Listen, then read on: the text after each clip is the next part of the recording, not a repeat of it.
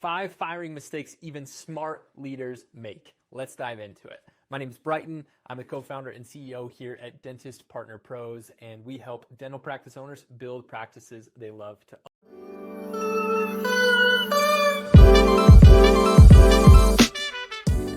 own. So let's talk about these 5 firing mistakes even smart leaders make. Okay, so mistake number 1 is waiting too long to make the call. If you are a business owner or you're in some sort of leadership or management position, you know you've experienced this before. I know I have experienced this firsthand where I think I came to the realization pretty early on when a team member was needing to be moved on. We needed to part ways. It wasn't good for them and it wasn't good for us.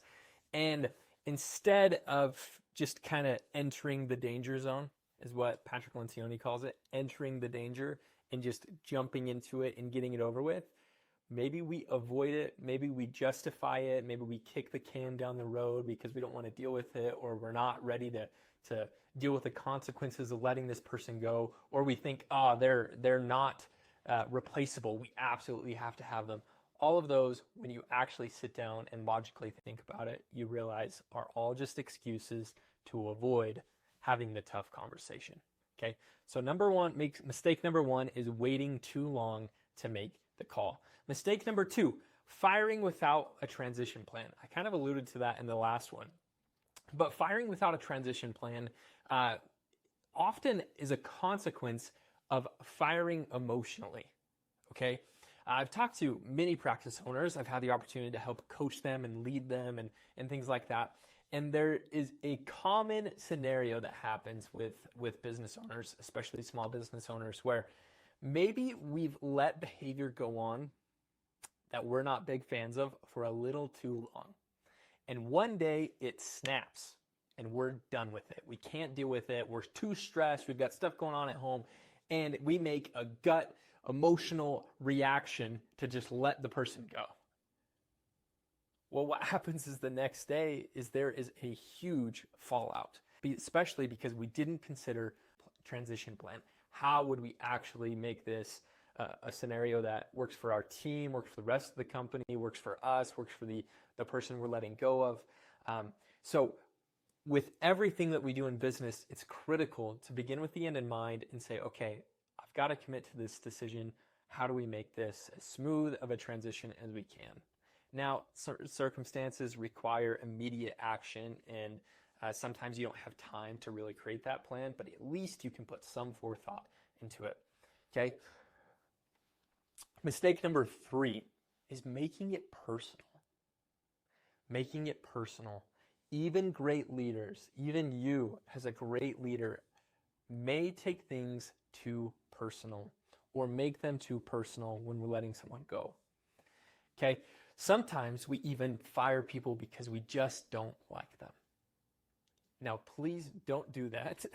That can lead down a very, very sketchy road of employment laws and all sorts of different things. But when we make it personal, when we make it about us or we make it about them personally, you're crossing a line that you're not going to be able to come back from. So please avoid this at all costs.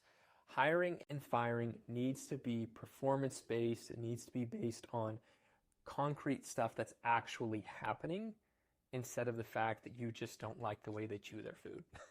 That's a really dumb example, but it's a simple example that just shows don't make it personal, okay? Mistake number 4, man, I see this one all the time.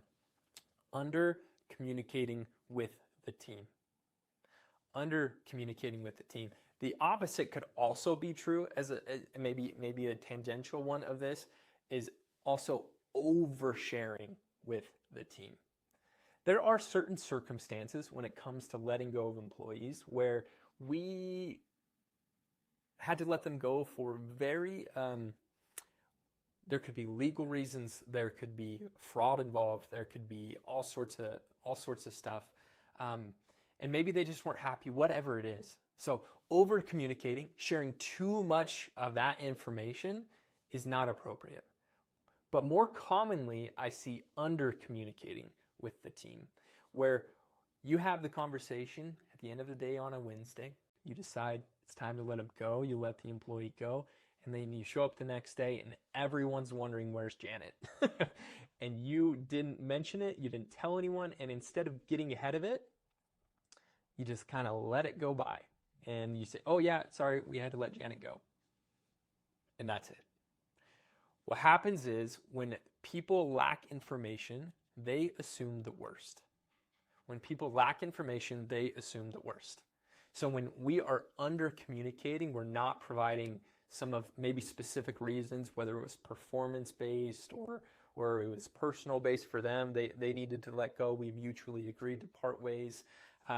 It's really important to both communicate.